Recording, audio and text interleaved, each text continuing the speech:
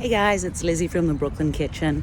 I'm just heading out to my favourite butcher shop, Model T, to pick up some chicken so I can teach you a class on how to break down a whole chicken. Let's see if Lou will say hello to us when I get in there. Hopefully there's still some chicken as well. Okay, I'll check back in with you in a sec.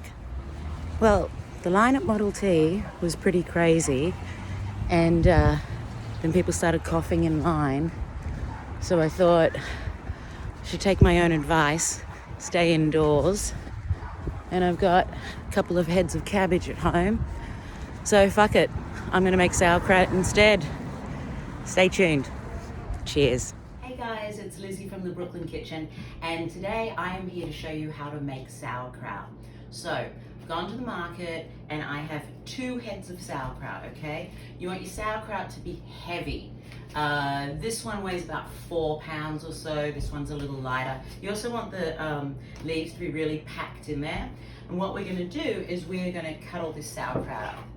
I'm going to peel off the outer leaves, some of which I've already done. These leaves are going to come in handy, okay? So don't chuck them. It's all right if they break up a little bit. So what I'm going to do is, you've seen on other videos we talk about your knife, sharp, chef. So my knife is nice and sharp, and what I want to do is I'm just going to cut this through the center. I like my sauerkraut to have a little bit of length to it, so to speak. So what I want to do is, I'm not really going to worry about quartering this, okay? I want it to be all over the place with my, when I put it on my Reuben. Which, making this, I'm probably going to have to wait a few weeks for it. I'm not trying to cut it too thinly because we do want a bit of texture on this, but I'm just cutting through. Notice how I'm holding my knife in a pinch grip, and I'm also got my fingers in what we call the bear claw. As this is coming across, I'm starting to get an unstable work surface. So if you guys have been into any of my classes, you know I always say, give yourself a flat surface. So that's what I'm going for. Cutting through, using my knuckles as a guide, getting some nice pieces of sauerkraut, or what's going to be sauerkraut, okay?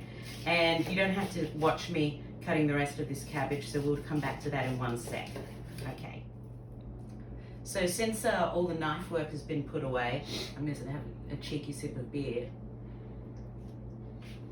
It's going to be hard work, okay? Now, my bowl wasn't big enough for the 2 heads of cabbage, okay? So I just used that first one that I cut up, which was about 4 pounds and change. For that amount, for that weight of cabbage, we want to use approximately 2.5 tablespoons of salt. And what I need to do is I need to sprinkle that salt over this, and we've got to start kind of getting this all into here. And unfortunately the bowl isn't that huge, but most people in these size apartments don't have the giant bowls. A lot of people will do it on a really clean work surface. They'll just kind of lay all the cabbage out and work on it. What we're doing here, there's a couple of things that we're doing, okay? And if I'm talking out of order, it's just because I'm new to doing this on YouTube. What we're doing here for the purpose of the salt, okay? The salt is pulling out the moisture from the cabbage, okay? And that's the reason that we try to cut the cabbage somewhat smallish, because what we want to do is we want to increase the surface area so that we can pull more moisture out, okay? The salt also inhibits certain amounts of bacteria. The bacteria that we're looking for in sauerkraut is we're looking for a lactobacillic fermentation, all right? The lactobacillic fermentation is kind of naturally occurring everywhere, and that's why people say, fermented foods are so good for you. This is a bacteria that tolerates salt quite well. So we're kind of eliminating the possibility of other bacteria getting in here. So as you can see, I'm starting to get a little more moisture out of here, and my cabbage is breaking down. At this point, because I've got this small bowl, I'm going to start pulling in a little bit more cabbage. So I'm going to keep doing this for a little while. Again, you don't have to watch me doing it, and then we'll come back to it when we've got more of the moisture out of it, okay? So we're getting some liquid out of the cabbage, and I'm just going to show you different vessels that you can ferment in and make your sauerkraut in. The traditional one is the old-fashioned crock, okay? This one happens to be a Gartoff brand that I bought at the Brooklyn Kitchen when it was a retail store. Shout out to Harry and Taylor. This one comes with its own weights, and these are the things that we want to help push the cabbage down, so it's going to be constantly immersed. However, I don't have quite enough sauerkraut. I don't feel like I want to put that amount of sauerkraut into this pot. And most people don't have one of these crocks lying around in their house. The one that more people are familiar with would be a mason jar, okay? And yet I've got too much cabbage for that. So I'm gonna opt for a large jar that I happen to have lying around. It used to be full of olives. So what I'm gonna do is I'm gonna pack all of this in here, and this kind of gets to be a little bit of fun because as I get this all in, we're gonna start pounding it down to get more moisture out of it. A couple of things that I wanted to tell you. Obviously, you're doing this with super clean hands, okay? If you are washing your hands, as we all should be at the moment, for something like this, don't wash it with a scented soap, okay? Because I don't want my sauerkraut to have that little hint of Palmolive or Mrs. Myers or whatever your brand of choice is. So I'm packing this in, using my knuckles to kind of pound it in, and I can see that I'm gonna have to pound it a little bit more. When we were talking about salt earlier, that was another thing I wanted to say. If it's hot weather, things like this are gonna ferment very quickly. So you might wanna add more might want to add more salt to a fermentation in hot weather to kind of slow it down a little bit, develop a little bit more of that sour flavor. For the purpose of this, I like things a little salty as well, so I like to do it this way. So I'm going to be sitting here for a while doing this, and it's another thing that you don't need to see me doing, okay? And I'll come back when this is done.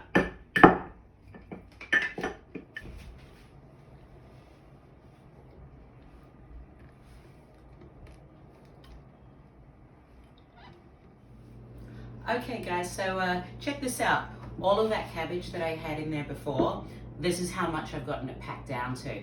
So all of that pounding and everything, taking your aggressions out, whatever you want to call it, what we've done is we've kind of pushed out any air that's been trapped between that. We've also kind of broken down the cabbage a little bit, which has drawn more moisture out. So at this point, I've got a pretty good coverage on it. Might pound it down a little bit more, but you know, you don't have to worry about that.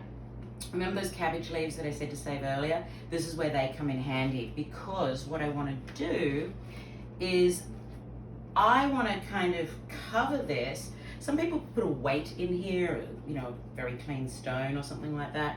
I'm not too fussed about it, but what I want to do is I want to cover the top layer of my sauerkraut with this cabbage leaf, okay? At this point, if you're really worried about not having enough liquid, what you could do is you could add, say, a salt and water solution, say 1 part salt to 3 parts water.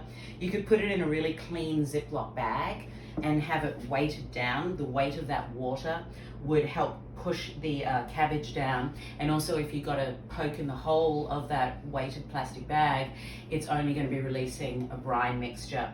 But I can see that I've already got this all nice and covered.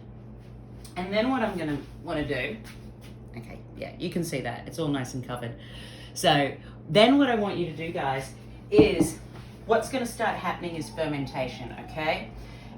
That fermentation, which is all that lactobacillic bacteria that's hanging out on our vegetables and everything, that's going to start reacting with everything else that's coming out of the cabbage, and it's going to start creating CO2.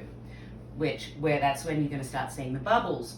So obviously, if I just popped a lid on here, screwed it down, if I create enough CO2, we're going to pop the lid off or something like that. So there's 2 ways that you could do it. You can just pop a lid on it and every day come back to it just give it a twist and release it a little bit more, release that buildup of gas. But the way I prefer to do it is I'll put a piece of cheesecloth over it. If you don't have a piece of cheesecloth, you can use a very, very clean piece of material. I just need a rubber band, which I forgot to get. And then what I want to do is I'm gonna pop a rubber band over this just so it doesn't escape, you know, it doesn't fall off or something like that. And I'm just gonna pop the lid on it like this. I'm not closing it, I'm not doing anything.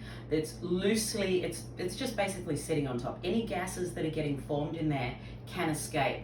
Now I'm doing this in a big jar. I'm not worried about anything overflowing. I might come back to this later when we're not filming, and I'm gonna use that other head of cabbage and then pack it all in there. But if this jar was filled to the top, or say I was going for one of these little mason jars, then I would have this sitting away from high heat and bright light, but I would have it sitting in a bowl, because as that carbon dioxide comes up, you might, you know, I say that the sauerkraut starts to burp, which means that you might get some liquid overflowing for it. Just for ease of cleaning, just put it in a bowl. But that is it for now. Come back and check us out on some other classes. Shout out to the Brooklyn Kitchen and all that stuff. Cheers. I forgot to tell you guys that sauerkraut should be ready in about 2 weeks. Keep checking on it. And if you do have questions, just reach out to us at the Brooklyn Kitchen. Okay? Thanks.